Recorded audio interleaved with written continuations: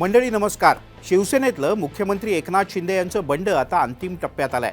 कारण विधानसभा अध्यक्ष राहुल नार्वेकर यांचा निकाल तयार आहे आणि या निकालानंतर पुन्हा एकदा राजकीय भूकंप होणार का याची चर्चा सुरू आहे.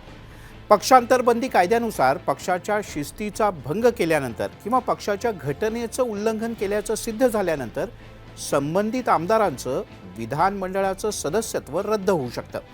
आता शिवसेनेमध्ये मुख्यमंत्री एकनाथ शिंदे यांच्यासह त्यांचे 40 आमदार अपात्र ठरतात की उद्धव ठाकरे यांच्या गटातील 14 आमदार अपात्र ठरतात याचा निकाल 10 जानेवारीला येणार आहे. काय काय शक्यता आहेत त्यावर एक नजर टाकूयात.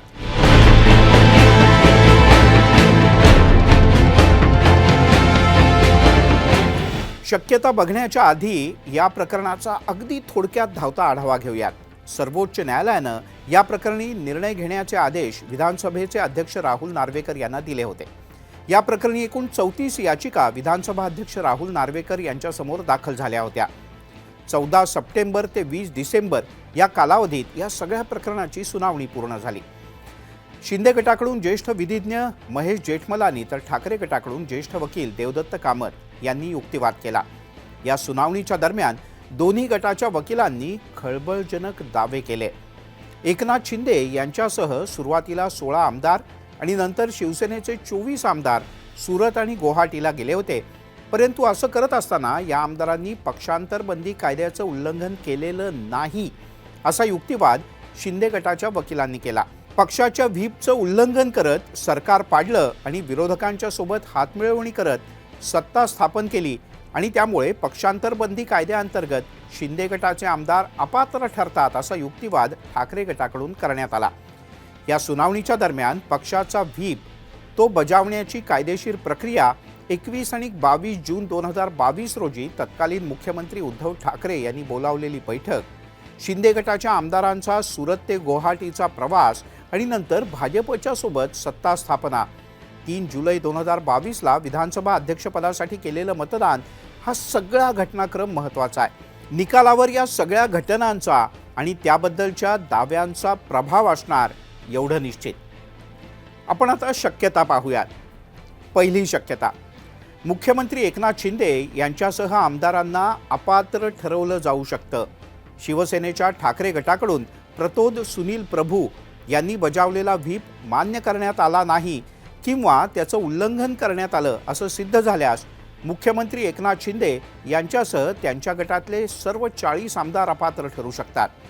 असा निकाल आला तर सरकार अस्थिर होऊ शकतं आणि मुख्यमंत्रीच अपात्र ठरले तर मंत्रिमंडळच बरखास्त होईल. भाजप, शिवसेना आणि राष्ट्रवादीचं सरकार राहील कारण त्यांच्याकडे संख्याबळ आहे, पण त्यामुळे ठाकरे गटाचा नैतिक विजय होईल आणि निवडणुकीमध्ये उतरताना किमान त्यांच्याकडे एक असा मुद्दा असेल की ठाकरेंनी बहुमत चाचणी न घेता दिलेला राजीनामा ही बाब त्यावेळेला ठाकरे गटाच्या विरोधात आणि शिंदेंच्या बाजूने जाणारी आहे. त्याशिवाय निवडणूक आयोगानं दिलेला निर्णय सुद्धा शिंदे गटाच्या बाजूचा आहे. त्यामुळे या प्रकारच्या निकालाची शक्यता कमी आहे असं काही तज्ज्ञांना वाटतं. आता शक्यता दुसऱ्या शक्यतेनुसार ठाकरे गटाचे आमदार अपात्र ठरू शकतात. निवडणूक आयोगाचा निकाल असो की मग अध्यक्षांच्या पुढे झालेली सुनावणी, त्यामध्ये शिंदेंच्या वकिलांकडून करण्यात आलेला युक्तिवाद पाहता निकालाची अशीही शक्यता आहे. त्यामुळे ठाकरे गटाचे आमदार अपात्र ठरले तर त्यांची विधानसभेतली ताकद आणखीन कमी होईल. हां, पण या निकालाला ठाकरे गट सर्वोच्च न्यायालयात आव्हान देऊ शकतो. पण पुन्हा एकदा हा खटला सर्वोच्च न्यायालयात चालेल आणि तो किती काळ चालेल हे सांगता येत नाही. विधानसभा अध्यक्षांचा निर्णय सर्वोच्च न्यायालय बदलणार का? न्यायव्यवस्था संसदीय व्यवस्थेत ढवळाढवळ करणार का? असे अनेक प्रश्न या निमित्तानं पुन्हा एकदा मोठ्या प्रमाणात चर्चिले जातील. या सगळ्या शक्यतांच्या शिवाय या प्रकरणावरून आणखीन काही अंदाज वर्तवले जात आहेत आणि त्यामध्ये एक म्हणजे निकाल न देता राहुल नार्वेकरच राजीनामा देतील. पण ती शक्यता आता संपलेली आहे कारण त्यांनी निकालाची तारीख जाहीर केली आहे. निकालाचं प्रारूप तयार झालं आहे.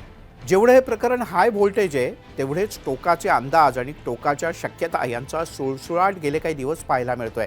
निकालाची वेळ आता जवळ आली आहे, त्यामुळे सगळ्यांच्या नजरा विधानसभेचे अध्यक्ष राहुल नार्वेकर यांच्याकडे लागली आहेत. हां, पण एक नक्की, या निकालाच्या नंतर हे प्रकरण थांबणार नाही. निकाल ज्यांच्या विरोधात जाईल ते सर्वोच्च न्यायालयात जातील एवढं मात्र निश्चित. पाहूयात काय होतं. तुम्हाला काय शक्यता वाटतात? यापेक्षा वेगळं काही तुम्हाला वाटतं का? किंवा या 3 शक्यतांबद्दल तुमचं मत काय? आम्हाला जरूर कळवा.